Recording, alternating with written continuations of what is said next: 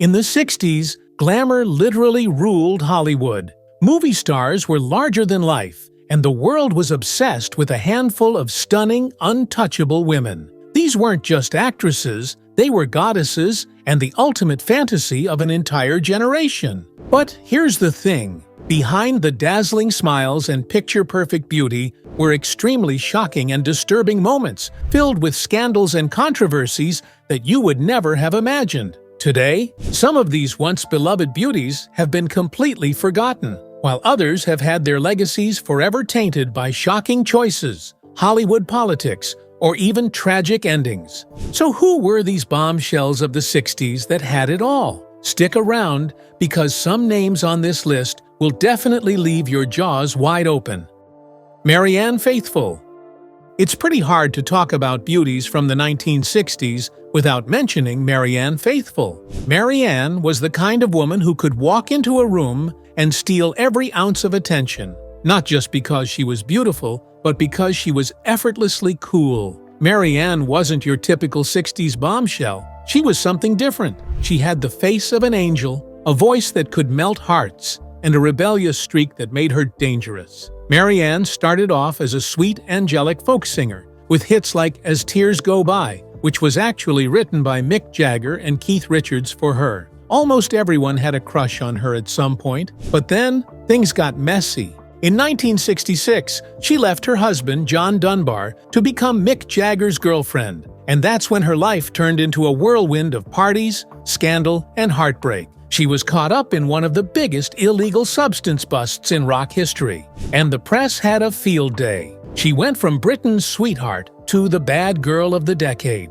They eventually broke up in 1970, but the damage had already been done. Speaking about how the relationship impacted her, she said, "It almost destroyed me. Although it was wonderful, it was only for 4 years. It was a wonderful time, and he was great. But I don't think I fit into that life or what he wanted in a woman. That's all. I couldn't do it." But things got even worse for Marianne. The substance abuse took a toll on her. Her career crumbled. She lost everything, including custody of her son. There was even a time when she was homeless, living on the streets of London in the 70s. It was almost impossible to believe this was the same glamorous woman everyone had been obsessed with just a decade earlier. But here's the incredible part. She eventually managed to make a comeback. She reinvented herself as a gritty, bluesy rock singer with a deep, raspy voice that sounded nothing like the sweet girl from the 60s. Marianne passed away recently on January 30th, 2025,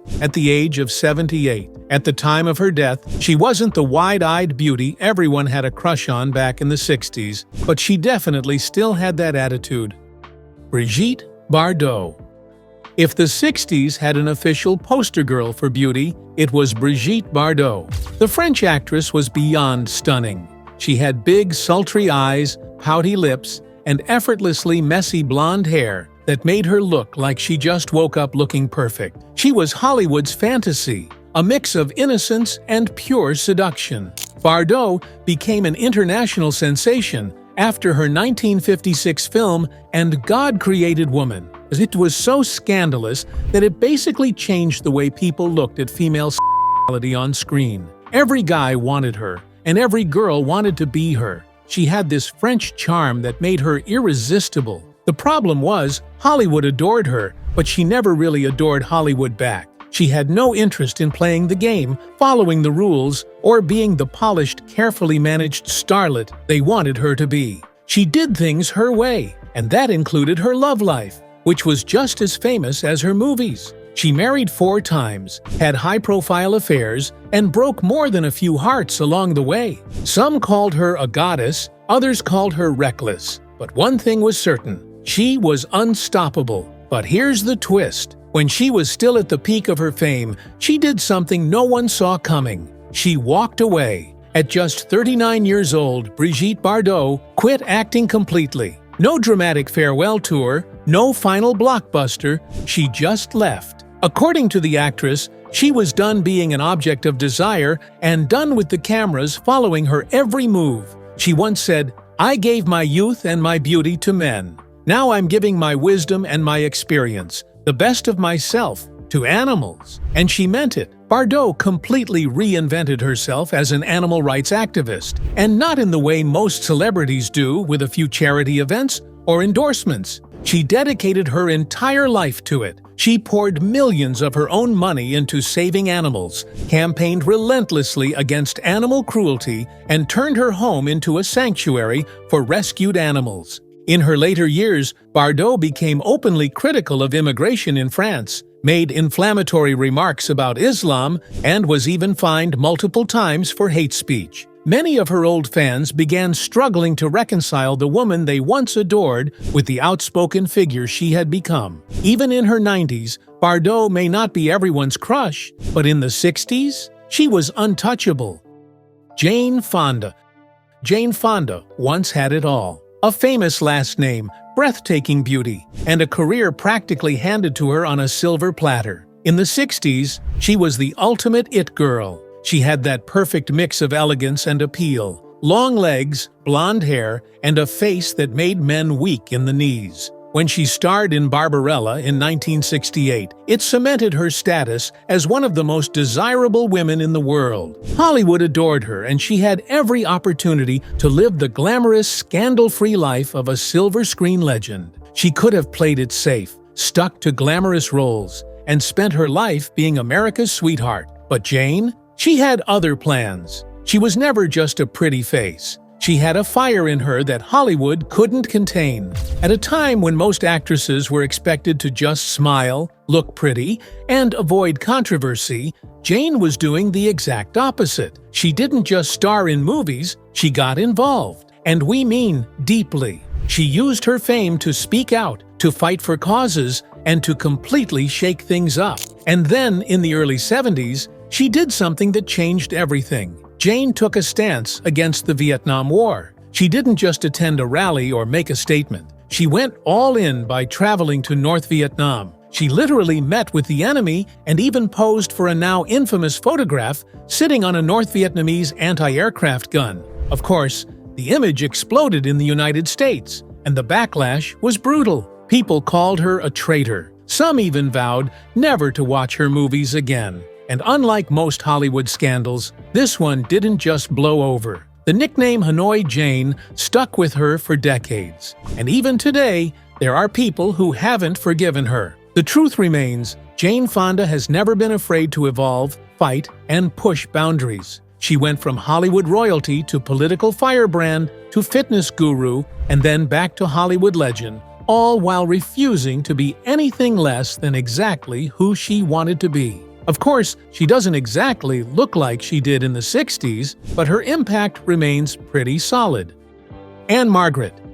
If the 60s had an official sweetheart, it was definitely Ann-Margret. She had that rare combination of classic beauty, undeniable talent, and just the right amount of trouble to make her irresistible. With her fiery red hair, dazzling smile, and a voice that could go from sweet to sultry in a heartbeat, Ann-Margret was the total package. She could sing, dance, act, and make every camera love her. Her breakout moment came in 1963, when she starred alongside Elvis Presley in Viva Las Vegas. And let's be honest, that movie is pure electricity. Their chemistry was off the charts, and it wasn't just for show. Behind the scenes, Ann-Margret and Elvis had a real-life romance. But she was never just Elvis's girl. Hollywood saw her as the next big thing, a mix of Marilyn Monroe's appeal and Doris Day's charm. She was the ultimate tease, flirtatious, playful, and always keeping people wanting more. But Ann-Margret wasn't just about looking pretty on screen.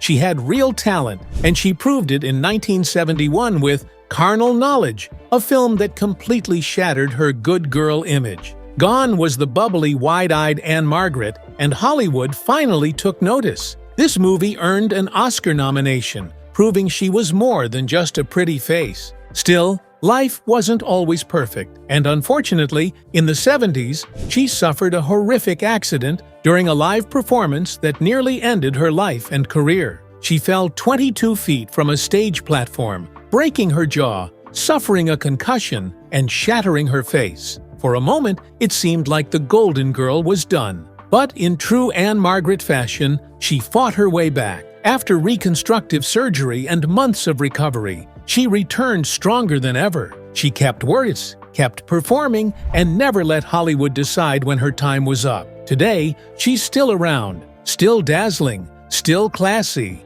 but maybe not the woman everyone fell for in the 60s. Sophia Loren.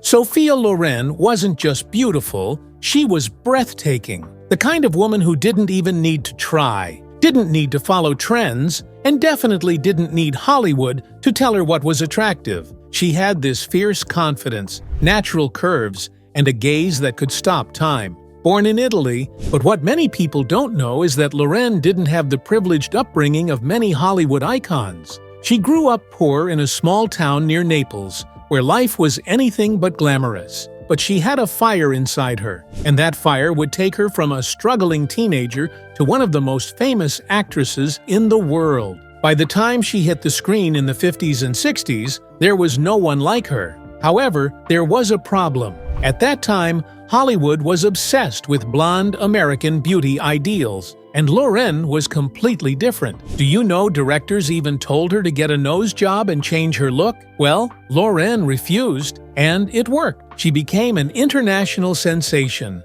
starring in films alongside some of the biggest leading men of the era: Cary Grant, Marlon Brando, and Clark Gable. In 1961, she made history by winning an Academy Award for Best Actress for the film Two Women, making her the first person ever to win an Oscar for a foreign-language performance. However, for all her success, Loren wasn't immune to controversy. She began dating Carlo Ponti, the Italian film producer who had believed in her from the very start. But there was one problem. He was already married. In strict Catholic Italy, divorce was illegal at the time, making their relationship extremely scandalous. For years, they struggled to be together, even attempting a secret marriage in Mexico, which was later annulled.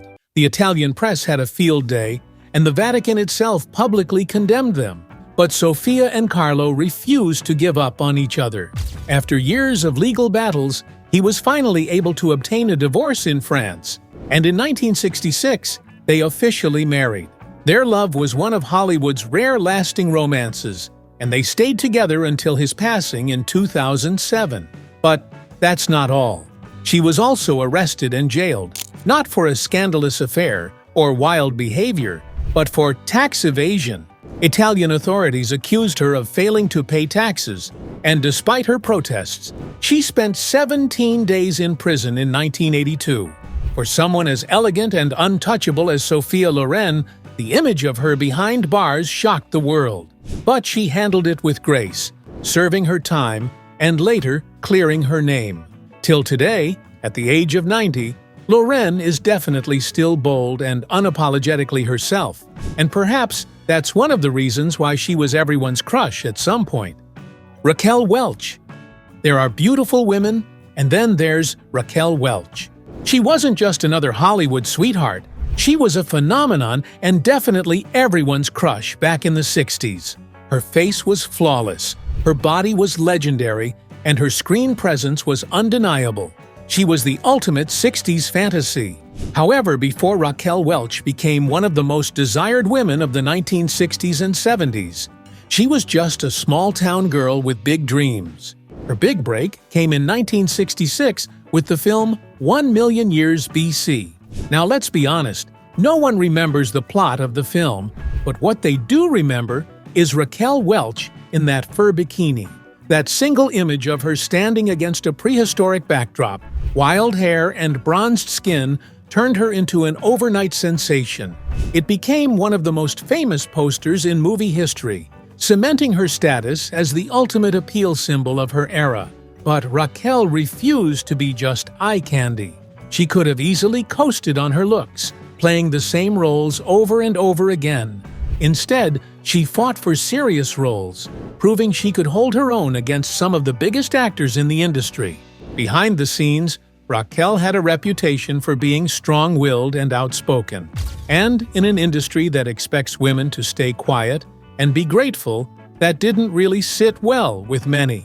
One of the biggest clashes of her career happened on the set of Myra Breckinridge, and it was with none other than Mae West.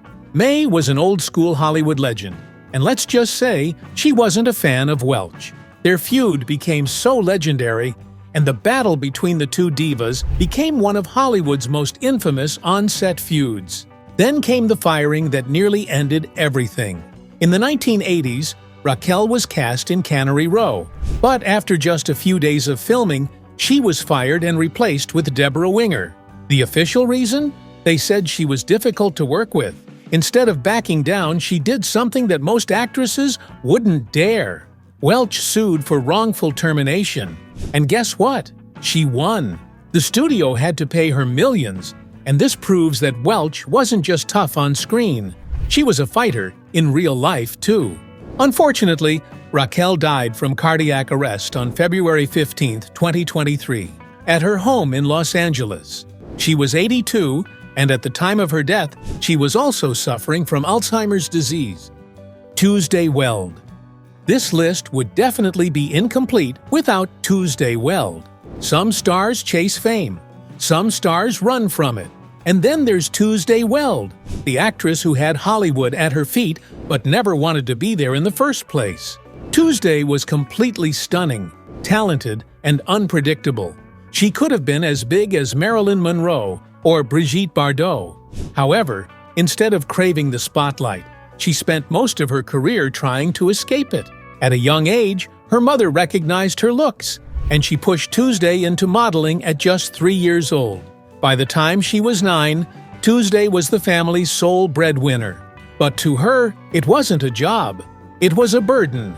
She eventually transitioned from modeling to acting, and by the time she was a teenager, she was one of the most in-demand young actresses in Hollywood. But while the world saw her as the perfect blonde beauty, Tuesday was struggling behind the scenes. Fame came too fast, and so did the pressure. By age 10, she was drinking. By 12, she had suffered a nervous breakdown and had even attempted to hurt herself. Tuesday eventually began turning down major roles, including in films like Lolita, Bonnie and Clyde, and Rosemary's Baby. Tuesday Weld may have rejected mainstream stardom, but her talent was undeniable. And despite avoiding Hollywood's spotlight, her personal life was always a topic of gossip. She was linked to some of the most famous and powerful men in the industry, including Elvis Presley, Frank Sinatra, and Al Pacino. She eventually married British actor Dudley Moore, but their relationship was rocky.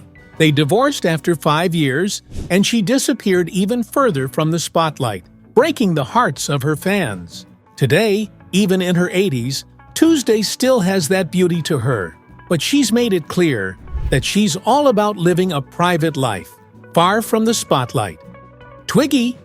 Do you know that before the 1960s, beauty meant curves, glamour, and movie star elegance? But then came Twiggy, and suddenly everything changed. Twiggy was completely unlike any model the world had ever seen. She was barely 90 pounds, skinny, and a bit boyish, which was completely different from the curvy beauties the world was used to. At just 16 years old, she became the face of the 1960s, and it happened in the most random way possible. She got a pixie haircut at a London salon, and a photographer snapped some test shots. A fashion journalist saw the pictures and immediately knew this girl was going to change everything. Within weeks, she was everywhere. By 1966, she was on the cover of Vogue, and by 1967, she was the most famous model in the world. However, while the world was obsessed with her, Twiggy never fully embraced the modeling world because she actually never planned on being famous. Most models spend years trying to build a career. Bug Twiggy? She walked away after just 4 years. By 1970, she was done with fashion. She was only 20 years old, but she had already decided she wanted more. She reinvented herself as an actress and singer, proving that she wasn't just a pretty face. She had some talent too. She starred in The Boyfriend in 1971, a musical that won her 2 Golden Globe Awards. She released music, performed on Broadway, and even became a television personality in later years. But of course, not everyone loved Twiggy's influence. As her fame grew, so did the backlash. Critics blamed her for promoting unhealthy body standards, saying she intentionally made thinness the new beauty ideal. Some even argued that she started the obsession with extreme dieting and fashion. However, Twiggy always defended herself, insisting that she was naturally slim and had never intended to create a trend. Today, at the age of 75, she looks quite different from what she did back in the day, but we have to admit she's still a beauty. Carroll Baker. Hollywood in the 1950s had a formula. You had to be young, blonde, and obedient. Carroll Baker was all of those things except one. She was blonde, she was beautiful, but she refused to be controlled. She had the looks of Marilyn Monroe and the talent to match, but she definitely wasn't willing to let Hollywood control her life. In 1956, Carroll Baker became a household name with Baby Doll, a film that was so scandalous it was banned in multiple cities. She played the role of a sensual, naive young bride, and her performance was so provocative that it sent shockwaves through Hollywood. The Catholic Church even publicly condemned the movie, calling it morally repellent. But the controversy only made her more famous. She was suddenly the new blonde sensation that everyone had a crush on. However, something shocking happened, and it changed everything for her. Carroll Baker made a fatal mistake in Hollywood. She said no to the wrong man. Her contract was owned by Joseph Levine, one of the most powerful producers of the time. And when she refused to do the movies he wanted, he blacklisted her. Levine wanted to shape her into Hollywood's next blonde sensation, putting her in films that emphasized her beauty more than her talent. At first, Carroll tried to navigate the system, but when Levine started pushing her into roles she didn't want, she fought back. They began having contract disputes, and of course, Levine didn't take this well, and he made her pay for it. Suddenly, her career stalled. No roles, no offers, nothing. Hollywood had shut her out, but instead of begging for roles, Carroll did something no one expected. She walked away from Hollywood entirely. She left for Europe, where she reinvented herself in bold, daring films that American studios would have never let her do. She starred in psychological thrillers, horror films, and art house dramas, proving that she was still a force to be reckoned with. And when Hollywood came calling again, she didn't come running back. Carroll is currently old and gray, and merely looking at her right now, you may never have guessed that she was everyone's crush back in the day. Yvonne Craig. In the 1960s, if you were flipping through channels and saw a flash of purple, a red wig, and a sleek motorcycle speeding through Gotham City, you knew exactly who it was. It was Yvonne Craig, the Batgirl. Do you know that Yvonne wasn't supposed to end up in Hollywood? She was actually trained in classical ballet and even joined the prestigious Ballet Russe de Monte Carlo as a teenager. But ballet companies had strict rules, and when she refused to take roles she didn't want, she was out. That could have been the end of her career, but Yvonne wasn't the type to give up. She packed up, moved to Los Angeles, and before long, she was being cast in movies alongside some of the biggest stars of the time. In the late 50s and early 60s, Hollywood saw Yvonne Craig and immediately knew she had something special. She started landing roles in films like Gidget and The Gene Krupa Story. Then came 1967, the year that everything changed. The producers of the Batman television series were losing ratings and needed something new to spice things up. Their solution was coming up with the character of Batgirl. And that's how Yvonne Craig entered the chat. She was perfect for the role. She was athletic, could do her own stunts, and most importantly, she was so beautiful and could capture the attention of everyone. After Batman ended, Yvonne Craig kept acting, appearing in tons of television shows and movies. But Hollywood, as usual, wasn't great at giving strong, independent women like her the roles they deserved. And so, rather than take boring typecast roles, Yvonne walked away. But she didn't stay silent. She reinvented herself, became a successful real estate broker, and even wrote a memoir about her time in Hollywood. Yvonne Craig eventually passed away in 2015 at the age of 78 after a battle with breast cancer. And unfortunately today, Most people don't even know that there was a Batgirl before Alicia Silverstone in Batman and Robin. Stella Stevens. In the 1960s, Stella Stevens was everywhere, on the big screen, in magazines, and in the hearts of moviegoers who couldn't get enough of her stunning looks and effortless charm. But behind that dazzling Hollywood smile, Stella was a woman who fought tooth and nail for her career and refused to be boxed in. Her journey to Hollywood wasn't exactly the fairy tale you'd expect. She was married and a mother by the time she was 16, which is definitely not the typical start for a future Hollywood sweetheart. But Stella wasn't the type to let life put her in a corner. And after her marriage ended, she enrolled in college, took up modeling, and eventually found herself drawn to acting. Her breakthrough came in 1959 when she landed a role in Say One For Me, which won her a Golden Globe for New Star of the Year. Hollywood took notice, and suddenly Stella was in high demand. But there was a problem. One thing followed her throughout her career, and it was Playboy magazine. In January 1960, Stella posed for Playboy as Playmate of the Month, a move that made her one of the most photographed women of the decade. But as her career skyrocketed, she began to regret it. She later said she begged Hugh Hefner not to publish certain scandalous photos, but his response was a flat-out no. And that was that. The photos stayed, and so did her Hollywood sensation label, something she spent years trying to shake off. By the late 60s and early 70s, Stella Stevens wanted more. She was tired of playing the beautiful but shallow love interest. She wanted meatier roles, something Hollywood wasn't too keen on giving actresses known for their looks. So, she took charge. She became a director and producer and started calling the shots in her own career. Even though she wasn't headlining blockbusters anymore and wasn't as popular as before, Stella never stopped working, proving she was more than just a pretty face.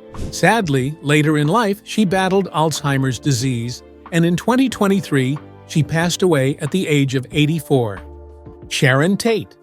But if there's one name on this list that's simply tragic, it's Sharon Tate. Imagine being on the brink of superstardom, young, gorgeous, insanely talented, and married to one of the hottest directors in Hollywood. Well, that was Sharon Tate in the 60s. She wasn't just another pretty face. She had that kind of beauty that made people stop and stare. She was almost angelic, with a magnetic screen presence that made directors and audiences fall in love instantly. But here's the thing about Hollywood. It's a place of dreams and nightmares. And Sharon Tate? She got the worst of both. Her breakout role came in Valley of the Dolls in 1967, where she played the fragile but stunning Jennifer North. Critics were not kind to the movie itself, but Sharon was the highlight. Unfortunately, Sharon had it all, until she didn't. It was August 1969. She was 8 months pregnant, glowing and eagerly awaiting the birth of her first child.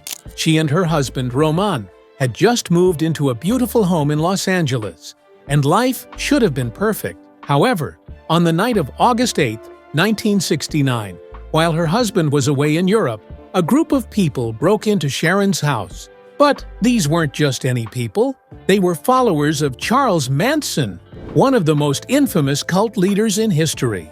Sadly, Sharon and 4 others in the house were tragically killed in what became known as the Manson family murders. The news shook Hollywood to its core, but the sad part is that after her death, Sharon Tate became a legend, but not in the way she should have. Instead of being remembered for her beauty and for being everyone's crush, she became a symbol of one of the most terrifying crimes in history. People often forget that Sharon wasn't just a victim. She was a rising star, someone who could have become one of the greats. But instead of growing old in Hollywood, collecting Oscars, and living a long life with her family, she became frozen in time, forever 26 years old. Which name on this list shocked you the most? Let us know in the comments. Don't forget to like this video and subscribe to this channel for more interesting content.